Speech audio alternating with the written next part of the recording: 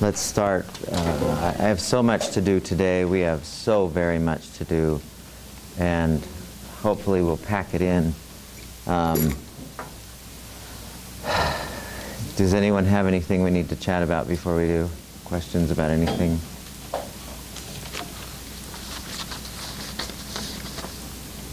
Okay, I want to give you this quick handout.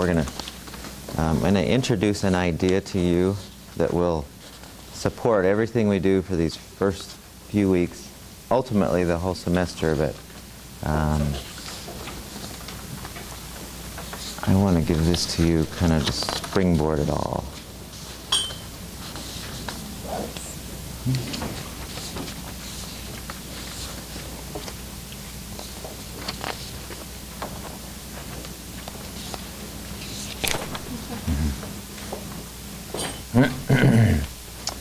Okay, so we start off with a story, and it's there in the top. I'll describe it to you in my own words. So there's a guy who's feverishly trying to saw down a tree. He's got one of those saws that you do this with, and he's trying to saw it down, and he's getting nowhere with it. He's really working hard, though. He's working hard. Okay, and he's been spending quite a long time doing it, and to no avail. The tree doesn't seem to be, making any headway, or the saw doesn't seem to be making any headway into the tree. And somebody comes along and says, "Well, why don't you sharpen your saw a little bit?" And he says, his reply would be, "I don't have time to sharpen my saw. I'm too busy sawing." And we see that a lot. We see that a lot in our days, in our lives, in the people with whom we interact, where we're very busy, we're very involved, we're doing a lot of stuff, but we find that we're spinning wheels. We're not getting anywhere. Do you know people like that? Where you just, if you would just sharpen your saw or inflate your tires just a little bit, you would drive better. Well, the idea that we want to introduce here, the first time I saw this as a package was from Stephen Covey in his book, 7 Habits. And he calls it the principles of balanced self-renewal. And his idea, which I fully agree with, that we have several dimensions, like we talked about yesterday, or whatever day that was, Wednesday. We have several dimensions, and each of those, like that Venn diagram that had all the balloons, each of those is a working part of us. And in order for us to be a highly functioning person, it involves making sure that each of those dimensions are functioning at their highest level. And the thing that I have learned is they don't happen by themselves. You have to do something to make those dimensions function at their peak, or function highly. And so he goes through on this page, and he mentions, he kind of puts together two of the dimensions compared to what we had. But he says, he talks about the physical dimension, primarily taking care of our body. He talks about the mental dimension, keeping our mind sharp, that sort of thing. But I want you to tune into a couple things that he says here. They're in bold, about 5/8 of the way down. It says, every day we should commit at least 1 hour to renewal in the first 3 dimensions, physical, mental, and spiritual. This practice is our daily private victory. Then he talks about the value of that. There's, when you do that, you get balance. When you do that, there's synergy. In other words, they all work with each other. And the last comment he made is, The daily private victory, a minimum of 1 hour a day to renew the personal dimensions, is the key to development of the rest of our lives and is completely within your circle of influence. What does that mean? When something's within your circle of influence, what does that mean? Not far. Oh. Go ahead. No, she raised her hand. Well, you started talking first. I did. So what? What do you think? That it's not out of our reach. It's obtainable. Okay. That's my thought. Good. Yes? I was going to say something you have control over. Yeah, both of those things are exactly. Circle of influence says, it is something I am able to be about. I can't do anything about the big hurricane that's happening along the eastern part of the United States. That's not within my circle of influence. I'm concerned about it, but I can't do anything about it. Our circle of influence is that part of us over which we have total control. And this private victory, this daily private victory, is completely within our control. Who came in? I saw a couple of people who... Please, thanks. Okay. Now, I want to lay one more metaphor in front of you that's kind of the same idea that I really like. And it's kind of, I'll be referring to it a ton these next few weeks. And it's kind of lame, but it's the best I could come up with. When I think of, in Covey's 7 Habits, he relates it to, he's a little more business-minded, a little more success-minded. If I wanted to translate that just a little bit to just wellness, it still fits. And I'm going to say that we have this wellness table. So let's say this is my table of wellness, and it's being held up by 2 here, but normally a table would have like 4 legs. Well, in order for this table to stand up, it requires that the legs are in good shape, that the legs are sturdy, that the legs are strong and able to handle whatever weight is put on it. Kind of like sharpening the saw. I think you can recognize the metaphor, the idea I'm trying to make here is, the thing that I have found is if we regularly do a few things, not very many, but if we regularly do a few things on a day-to-day basis, everything else that we do way better. And in studying this and watching this for 25, 30 years that I have, I'm going to be presenting this to you with absolute confidence. These things work. There are about 5, maybe 6 things that if you do on a regular basis, you will stay well for an awfully long time.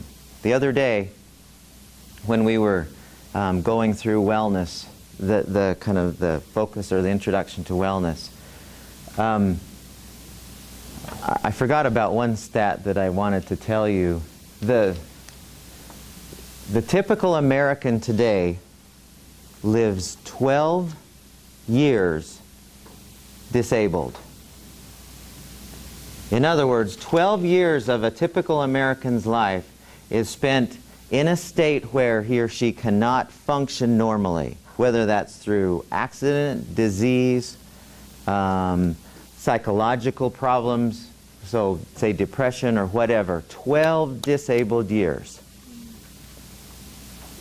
If you figure a 75-year-old as an average, which I think is way too low for how long we should be living.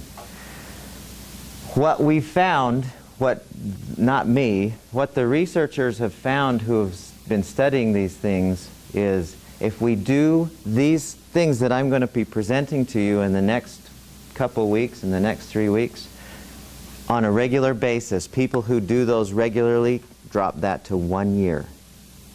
We don't necessarily have a lot of control over how long we live, but we have an enormous impact on how well we live. Enormous. We can have a huge effect. Okay, does that make sense to everyone? The idea of behaviors that are going to sharpen our saw or support our wellness table. Okay? So I guess to confirm like what you were trying to say, what I was thinking is, like when Maggie was talking about how exercising really helps her, she could say, well, I don't have the time to exercise, but then it seemed like it would be kind of a downward spiral. Like then she probably doesn't feel as good to be socially or mentally to succeed in school. And so the idea is we make the time for those things, even if it's just one thing, then can positively affect. Yes. Yes. Just like it says in the bottom of that page, there's a synergistic effect as you do all these things rather than a downward spiral. You ever seen people on downward spirals where things just keep going from bad to worse, and they do affect all dimensions? Well, it goes the other way. It can go the other way. We're not... Quick story. When I lived in West Virginia, got a lot of West Virginia stories, but there was a guy whose house we were living in while I was teaching there, and he was almost ready to retire. And his comment to us was, when I retire, I'll be moving back in this house so I can live the rest of my days and die. He was planning to live maybe 3 or 4 years after he retired, retirement age, 65, and then he was ready to. He didn't have any sense that there was anything after that. And we have this psychology or this mentality in our country that says, well, things just go downhill at 30 or 40 or whatever, and if you're 50, forget it. You're an anomaly if you're okay at 50. And then 60, you're a senior citizen and you get all those wonderful benefits, but you're a senior citizen. And it's just a mentality. It's just a mass hypnosis that we've accepted that that's how things are. I don't think that's the case. But we have to know what are those things that we can sharpen the saw. So today, I want to spend one day on what I think is, if I were to rank those 5 or 6 things that we do and say, okay, there's one thing that above everything else, if we did nothing else under the sun but did one thing to help ourselves out, mind, body, spirit, what would that be? If you could only do one behavior that would make your life significantly better, it would do more saw sharpening, can I say that, than anything else, what would it be? What would you guess? What do you think, buddy? Have a positive attitude. Okay. That's not it, but that's a good one. What did you say? Just personal quiet time. Quiet time. That's close to one of the 6, but that's not it. Yeah, something that you can do, like, if somebody, if eating squash was like the super pill, the magic bullet that was better than anything, so that would be it. So, like, what would it be that would make the biggest difference? Yoga. Yoga? Okay, that actually is one of the 6, and that's not number 1. I was just going to say physical exercise. Yeah, that's number 1. Is that what you were going to say? Now, I know you're going, wait a minute, this is a mind-body wellness class. Why? I don't know about that exercise. Well, I want to present exercise to you in a way that maybe you've never explored before, to motivate you as much as anything, and to motivate, and also to give you ammunition, maybe that's not the right word, but to give you tools for all of your friends who are struggling with their wellness. with their health and well-being. And we only need to spend 1 day on it, but it is the most important thing we can do. And by the end of today, oh, yep, you're right. That's the most important thing. Now, when you think of exercise, now, is there anyone in here who hates to exercise, hates to sweat? I see people meet people all the time. Man, I don't like to run. It kills my knees.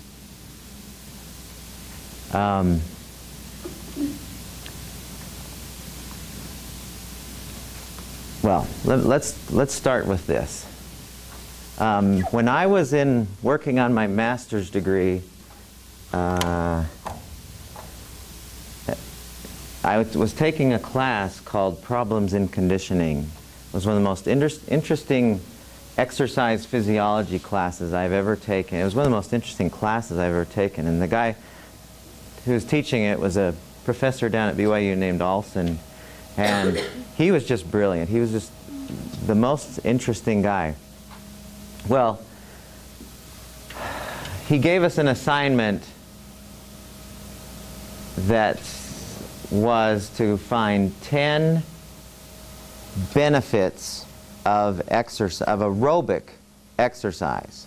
He wanted us to look just for aerobic exercise, not the weight training, not the flexibility, not the more anaerobic bursts or speed or whatever, just aerobic.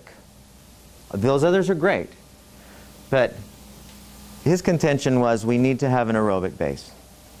So he said, find 10 benefits to the human condition that are research-based. And I thought, man, I can think of 2 or 3.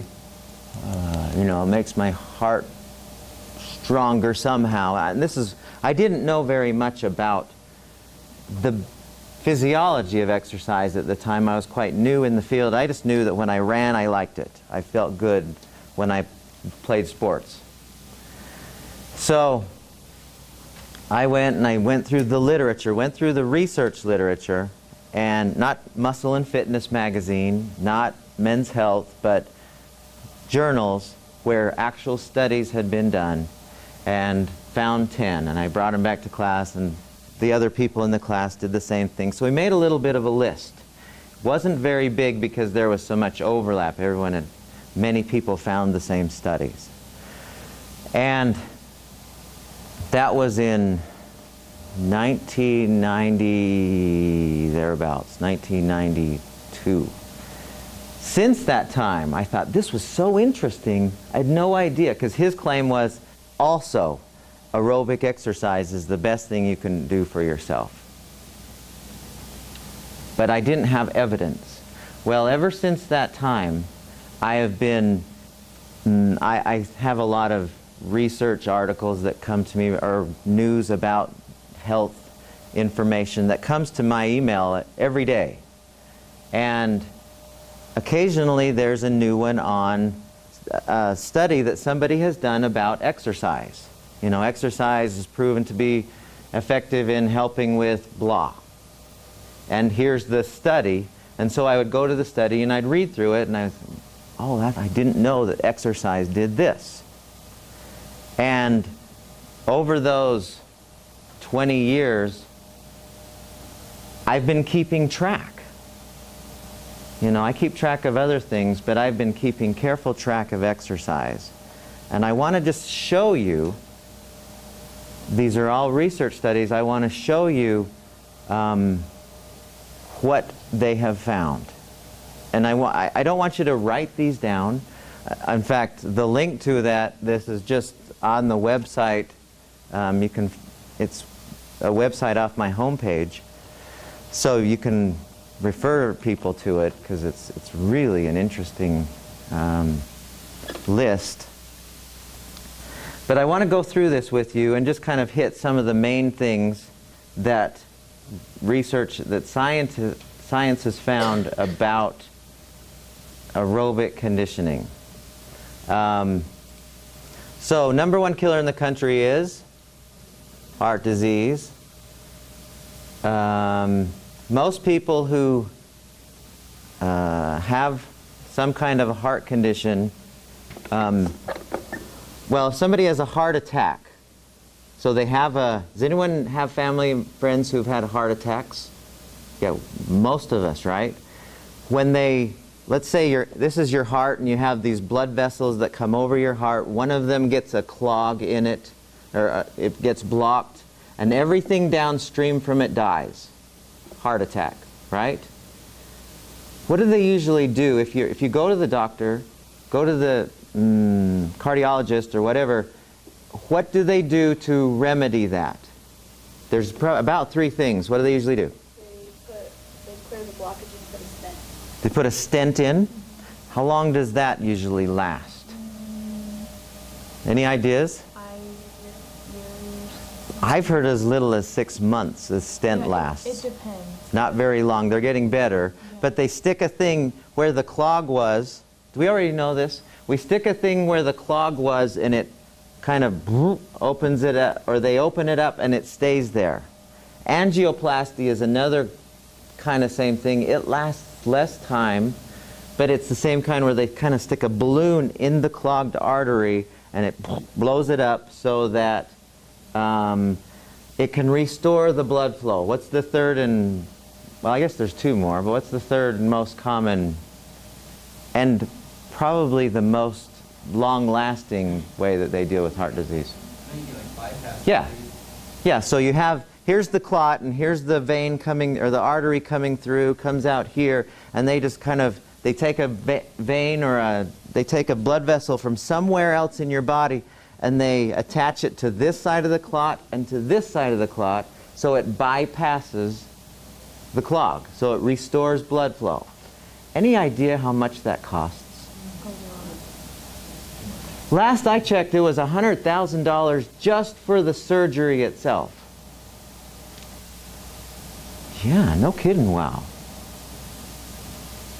And everybody is at risk for this. And it's probably one of the most common diseases that we have in our country. I love this. I have on my door in my office this comic that says, it's this lady talking to, so you're coming to me and you say, well, and I tell you, you should exercise for an hour a day. And you say to me, well, I don't like to exercise, I don't want to exercise. And the comic says, well, you can either exercise an hour a day or be dead 24 hours a day. You know, and that's kind of an exaggeration, but it's the idea here. If we want to get better,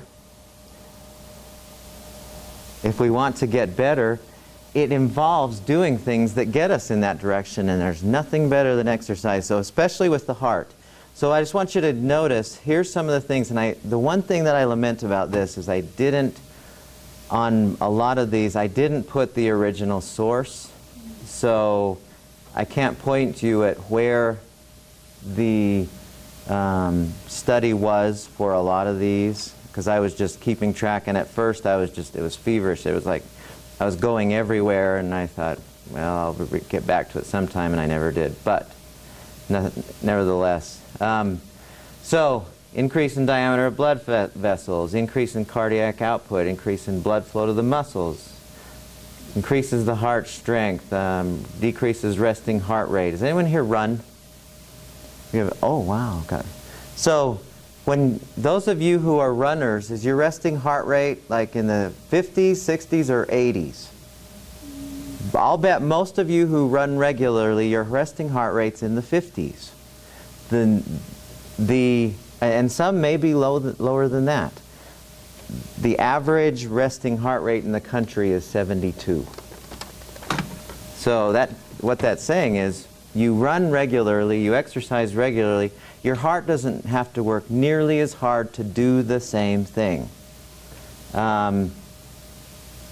Is anyone in here in human performance? Studying exercise physiology or anything like that? Do any of you know what there's several different ways that people can assess heart health, but there's one that's probably the best measure for telling how strong a heart is. Do you know what that is? What? VO2 max? Yeah. Yep, that is an excellent one. There's one that I know of that is probably as good, and you can immediately tell how strong your heart is. It's called, I don't even remember the actual name of it, but the idea is how quickly your heart returns to resting heart rate after it's at its max. What do we call that? Is it a stress test? Okay. So whenever I ran this test in the classes that I would teach, we'd have them, get up to a bleacher bench, and they just up and down and up and down and up and down, and so they were out of breath, and then they'd stop, and how quickly their heart rate got back to resting heart rate. The faster, the better, is the idea. And people who run regularly, people who do exercise regularly, it does return pretty quickly. So I'll point you at this so you can read through it. The one thing that is kind of the summary: decreases overall risk of heart disease, probably more than any other single factor. Then we go into metabolism, body functions. Increases HDL, that's the good kind. That's the only thing we know of that increases HDL, is exercise. We know what increases the bad cholesterol. What's that? The food we eat. Yeah, the rotten stuff that we eat. But the HDL cholesterol, the good kind, there is a good kind, that is increased by exercise, by aerobic exercise. And we'll explain exactly what that means in a minute. Decreases percentage of body fat, total blood triglycerides, so that's the fat that's found in your bloodstream. Protects against creeping obesity. What's that? A few pounds every year. Yeah. Most of my friends who are my age, creeping obesity has happened for them. Yes? My boss just went to the doctor and he gained 40 pounds in a year. Oh, in 1 year? That's not creeping, that's flooding. Yeah. 40 pounds in 1 year? Yeah, he has a really hard time with food, and he has a really hard time with exercise, and he's going to have a hard time with a lot of other Yeah. As a result, see, the problem with overweight is it is a symptom that leads to a lot of other really bad symptoms that we don't want. Increases VO2 max, increases AVO2 difference, decreases energy expenditure for a given workload. So we go down here. This is interesting. Decreases risk of the following cancers. And they did one study, and it showed that compared to athletes, the ratio of Americans who get cancer is 1 in 3. The ratio for athletes is 1 in 7. What are athletes doing differently than non-athletes? They're moving. They found that it's good for colon, breast, prostate, uterus, ovaries, cervix, vaginal cancers. You wouldn't think exercise has to do. Why do you think that is? What's going on? Do you think that where it's helping out with those cancers? What do you think? I think it's rejuvenating the cells and keeping the cells functioning at a higher level. Okay, very well could be that. I think another, oh, go ahead. Does it have something to do with maybe the blood moving through your body more frequently so that the toxins, these are taken out? It might be kind of those two things combined.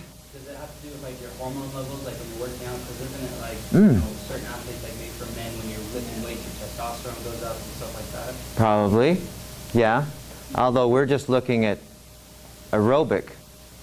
You know, that's a different kind of exercise than you're talking about. Yeah, you bring a good question to me. And what I'm wondering is, I can't imagine that the normal person, I guess, who would just say, okay, I'm going to start exercising, can maintain it in an aerobic state for most of the their exercise? I imagine that they go through either ups and downs or even most of their exercises at anaerobic state. And so how does that, I mean, do you still have a lot of these positive factors even because they're exercising? Yeah. I guess what I'm wondering is how much of that does it apply for those who are in that state constantly or once in a while? Who are in that state of aerobic? Anaerobic. Anaerobic training. Well, you can't stay in anaerobic training very long. You're out of breath, and your body will make you stop or slow down, and that's okay. Actually, that's better than never going anaerobic. Right. So even if you have those, then these are still part of that. Yeah. Okay. And I'll explain in a minute. We'll get to how that would look. Musculoskeletal, increased thickness of cartilage in the joints. We've got a lot of muscle enhancements. More than anything, well, what's the big disease that people get when they're older, primarily with their bones? Yeah, and what's the number one preventative for osteoporosis? Yeah, weight-bearing exercise, not calcium. And 10 years ago, everyone said, oh, it's calcium. Now we know it's weight-bearing exercise is number one. Now, the evidence on calcium is, unless you've been doing the calcium in your from age 15 to 30, it's not going to do you a lot of good. After that, you know, like, say you're 70, you can't start laying down bone with calcium at that point. It has to be when you're younger, when the calcium is utilized strongly with the bones. But weight-bearing exercise and running would be an example of that. Still, for at least for the lower body bones. Mental function. So we also have a mental side, and actually I found out there's a different hormone than endorphins. Did we mention this in here? Yeah. The cannabinoids? Was that in here or another class? I don't know. Did I mention the cannabinoids in here? So, really fascinating. This was new to me. We've all worked out, and then afterwards, oh man, I feel so good. It must be those endorphins. Those endorphins are from here down, the feel good. Like you don't have as much pain in your muscles when you're exercising, you know. And I think there's a reason for that. Our body gives us the feedback. Yeah, this is good for you. Keep doing it. But the feel good, the whoo, I feel happy doing this, is actually, it's called cannabinoids or endocannabinoids. Where else do we see that? Marijuana. Marijuana. It's the same chemical that's in marijuana that our body produces in our brain to make us feel good as a result of exercise. So I forgot to update this one. Endocannabinoids. We love them. Helps with stress, and when we play with stress, it's one of the best things you can do for stress, and we'll explain why that is. Builds gray and white matter in the brains of older adults. That's kind of cool. The brain keeps developing. Bonus benefits. Far fewer years lived sick, debilitated, or hospitalized. Helps with hot flashes. Helps control. Effective in treating fibromyalgia. This was a study that was done in the British Medical Journal. If you have friends who have fibromyalgia, even though they don't want to exercise, because most don't, this is one of the best things for them. Improves appearance, improves sleep. You're able to get more rest with less sleep. You're able to get deeper levels of sleep and get to sleep more quickly. That's nice. Decreases narcolepsy. Does anyone know what that is? Yeah, that's kind of a good thing. That came from the principles of polysomnography. journal. Softens and tones the skin. So, and I'll give you this link.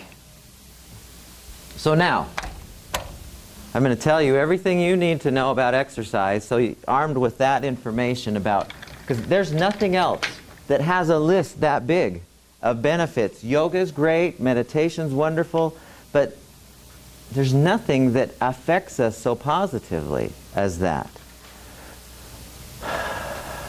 Okay.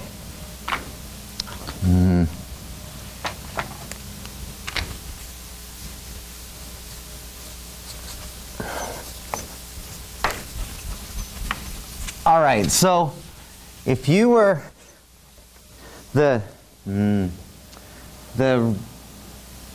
governing body that is probably the most respected or authoritative to do with exercise is the American College of Sports Medicine in this country. They're the ones whose guidelines we like to follow. Interestingly, those guidelines are always changing a little bit as far as if somebody said, well, I don't know how to exercise, what should I do? What do you tell them? So we really quickly, if somebody said, well, what's the best way to exercise, we follow this model. We call it the FIT model. And each of these letters has to do with one of the aspects of exercise. So F has to do with what? Does anyone know? As far as if somebody says, well, how should I exercise? Well, the F stands for frequency, yeah. So, which means how often? So what is in a week, how often should a person do something aerobic? Well, not every day, unless, well, let me get back to that. I heard what? Is it 3 to 5? 3 to 5 times, preferably 5. Okay, 3 might be insufficient, but we'll say 4 to 5 times. Now, you can do more than this, but you have to vary these things a little bit in order for it to be, because people who exercise every day and overdo it, they're going in the opposite direction as far as increasing their likelihood for injury. Our body wants to rest from time to time, full 48 hours worth. Okay, so what does the I stand for? Intensity. Intensity. Now, this has always been a little controversial. People will say, which means how hard. People will say, well, if I go out and garden, I'm exercising. I have to do it forever. What's the recommendation? For what's an appropriate intensity level for optimum? And again,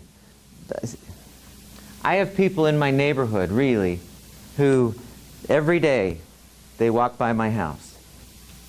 You can hear them. I'm asleep and they wake me up and they're going like this every day. They're still enormous. 10 years later. I'm not being mean. That's all they do. And we've seen those guys, and maybe we're one of those people. And there's nothing wrong with that. But I'm interested in what's the very best so that all of those things on that list happen. So, what do you think? You're supposed to get your heart rate up above a certain number, like 115 or 120. Okay. There is like this big long equation that says, and somebody changed it last time I had class, but go ahead. I was just thinking 234 breath. Okay, so I'm going to go with that in a second because yes, that's the correct answer. But it was 60 to 80% of your max heart rate, which was 220 minus your age. If you're out exercising, I can't think of that equation while I'm exercising going, okay, it's 220 minus, that's 70, 60 to 80% of that is, I don't know, how hard should I? So the right answer is the talk test, which is you can talk, but you can't sing. That's how hard the ideal level of, so like this, I can't sing anyway, but if I'm going like this, I can easily, if the people I'm with didn't mind, I could easily carry on a conversation, but I could also sing a song without, but if I'm riding a bike and going up a hill, and I'm almost out of breath, but I could still talk to somebody, but there's no way I have enough breath to be singing, that's the ideal intensity level. And from time to time, get out of breath, where you have to go and then back. See, people don't want to hear that because people don't like to get that out of breath. They don't feel, it kind of hurts. But if we want real change in our physiology and all of those other things, that is what we've determined, that's what the experts have determined is how hard it should be, not walking around. There's nothing wrong with it. You're outside, you're getting fresh air, maybe some vitamin D. Okay, any questions on that? So yes, out of breath. We love to get ourselves out of breath. And then get back in breath. And, and for people who are just starting out, well, we'll mention that. So what's the T stand for? First one is time, which is how long. Okay, now these three variables can change depending on how the other two are. So like if you're going every day and you're out of breath every day, you're going at a pretty high intensity, it might be just 20 minutes, a half hour is all you need. If you're not going very hard and you're only going this 4 to 5 times, then you might need to go for 45 minutes, an hour and 15 minutes of aerobic activity to get the same benefit. If you increase this, you can decrease this. Okay? But the general recommendation by ACSM is what? What did you say? 30 minutes. 30 minutes to an hour. And more is usually better. More is better, to a point. So, 30 to 60 minutes. Okay. What's the next T stand for? What did you say? Type, yes. Type of activity. Now, here's the golden question. Of all the different things you can do, and I mentioned running just because it's such an obvious aerobic activity, but there's hundreds of different ways that you could do this, from frisbee football and racquetball to jogging and swimming and biking, hiking, there's all kinds of things. What's the very best of all of those? Jump roping, swimming, walking. Any others? Dancing, you think that? Okay, here's the answer to that. Oh, go ahead. Okay, that's different than all of this. That's a different world. That's anaerobic, and that's great too, but I mean of the aerobic kinds of exercises, because that's anaerobic. When I'm going like this, I can't continue to do push-ups for this long. You're good. Plus you only weigh probably 100 pounds, and so you can. The answer is not rowing, it is the one you will do. And it doesn't make a bit of difference what it is, as long as you're using your big muscles, your large, slow-moving, can-breathe muscles, whichever one you'll do. And I know that's kind of a trick question, but people all the time, well, I can't run. Well, Go do rowing or swimming or get on a bike. My knees hurt. Well, you know, there's 100 different things. We have machines downstairs out the ears that you could use. If something's wrong with some part of you, you can still do it. When I had my Achilles tendon rupture, I was out for 6 months, couldn't do anything. I was doing aerobic yoga. I know that sounds weird, but that was the only thing I could do. But I still, and I got on my bike, and I still had one leg going like this it was on a trainer, because I understood that healing happens more quickly if we keep the body moving in the other parts of the body.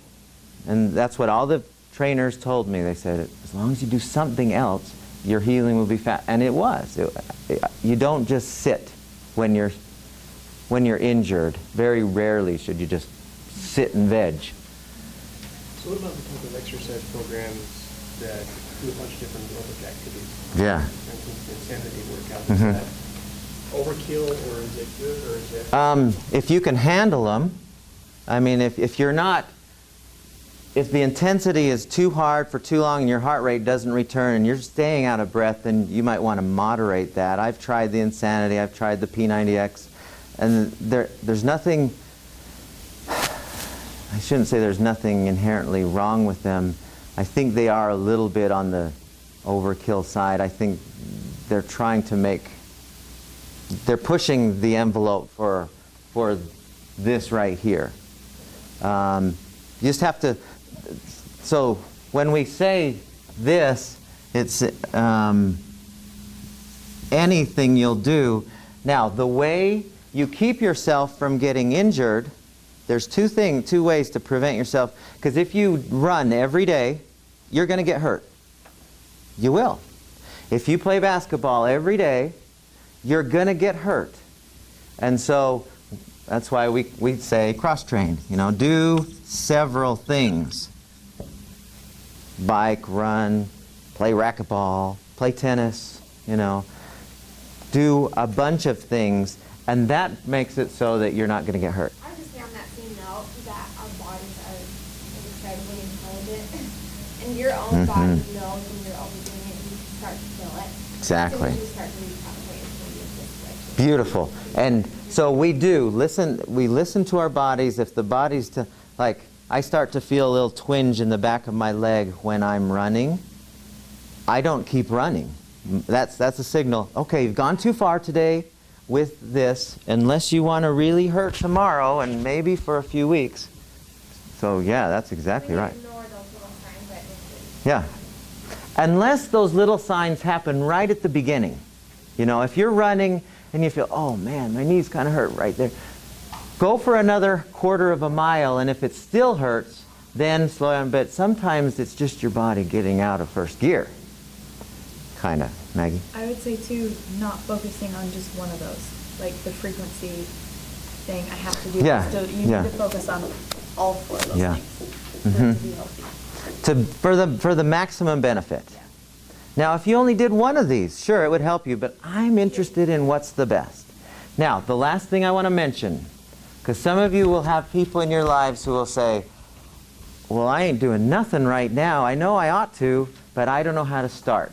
And this is the recommendation that will make it so, one, they don't get hurt, and two, they stay motivated, because how many people start exercise programs on January 1st, and by January 27th, they ain't doing nothing again, because they've lost motivation. So for those people who are in that world, this is the key to it. This is how you keep them motivated, and so that they absolutely don't get hurt. And the way you do that, we call it the 10% rule for getting started. And that looks like this, and I can tell you this in the time that we have.